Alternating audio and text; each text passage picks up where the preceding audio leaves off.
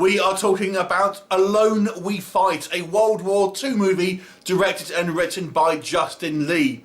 Now, Justin Lee had previously directed Geek Legion, a Sasquatch movie that I have reviewed here on the channel. Here he turns his attention to World War II, and it takes place 1944 in Europe, and it follows a kind of group of American soldiers.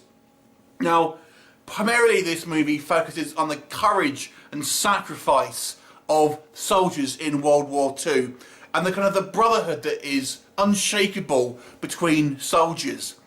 This is actually more of a character piece than an all-out action movie. The kind of last act of this movie certainly kind of amps up the action, but the first two-thirds are really more of a character-driven movie, kind of showing you, you know, what people's aspirations and dreams are, and how these men really try and rationalise the situation that they're in, and trying to kind of really support each other in trying to kind of overcome, obviously, sometimes overwhelming odds, and just the kind of the isolation that wartime can maybe give you.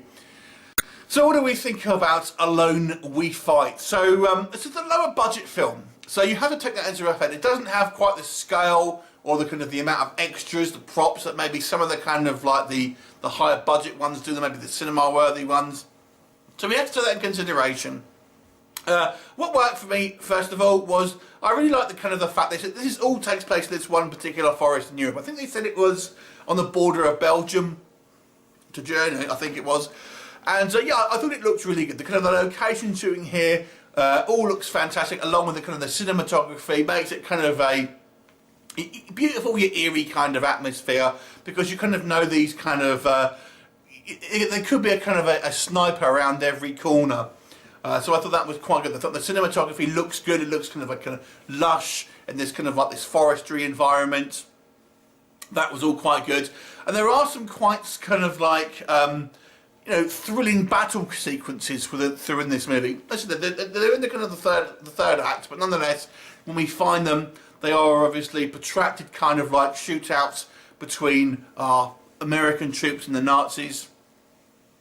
I've got to say though, the budget, you can't help but feel kind of is dragging this movie down, but also the really this movie does severely lag. I mean, we start off in the movie where we have our American troops actually captured. We don't know what led up to that, and then it's essentially an escape. Then the movie just kind of really lags, and it's trying to kind of build up characters, but the problem is the characters are very broad stereotypes, and it does very typical things.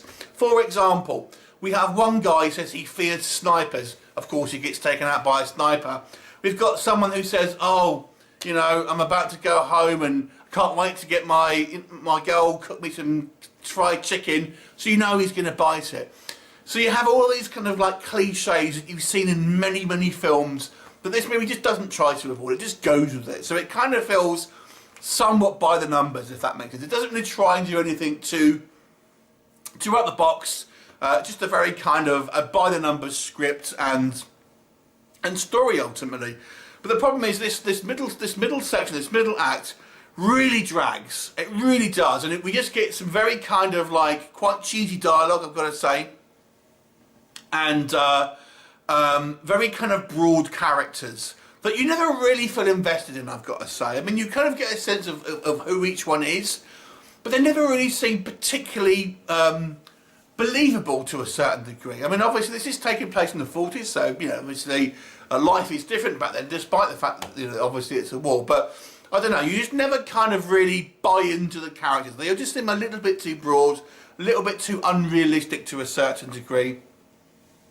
And then we kind of, when we do get our kind of action sequences, I mean, again, they just kind of fare on slightly unrealistic times. I mean, the Americans have way kind of like, they're kind of overmatched in regards to kind of manpower and, you know, firepower. But the Germans, for an example, when they shoot back, the Germans, they never really seem to shoot back much, if that makes sense. They'll shoot once, wait a few seconds, then shoot again, rather than... It just doesn't seem to be particularly realistic, is what I'm kind of getting at. So overall, you know, there's a lot to say about the human story here. The human story as it kind of relates to kind of World War II.